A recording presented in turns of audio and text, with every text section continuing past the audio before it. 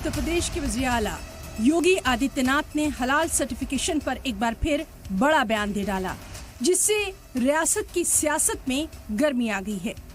गोरखपुर में एक तकरीब के दौरान सीएम योगी आदित्यनाथ ने एक बार फिर बिना नाम लिए इशारों में झटके और हलाल का फर्क बताते हुए मुसलमानों पर निशाना साधा। आप जब कोई सामान खरीदते हैं तो सामान खरीदते समय एक चीज जरूर देखिए, क्या उसमें हलाल सर्टिफिकेशन तो नहीं लिखा हुआ है। यानी हर वस्तु में हलाल सर्टिफिकेशन। हमने यूपी में बैन किया है। मुझे लगता है कि आज यूपी के उत्तर प्रदेश के अंदर कोई उसको खरीदने का या कोई बेचने का दुस्साहस नहीं करेगा। लेकिन आप आश्चर्य करेंगे, साबुन का भी हलाल, कपड़े का भी हलाल, दिया सिलाई का भी हलाल। मैं भौचक था। एक अधिकारी बोला, साहब इसमें, मैंने कहा भी देखो नहीं एक षड्यंत्र है भाई।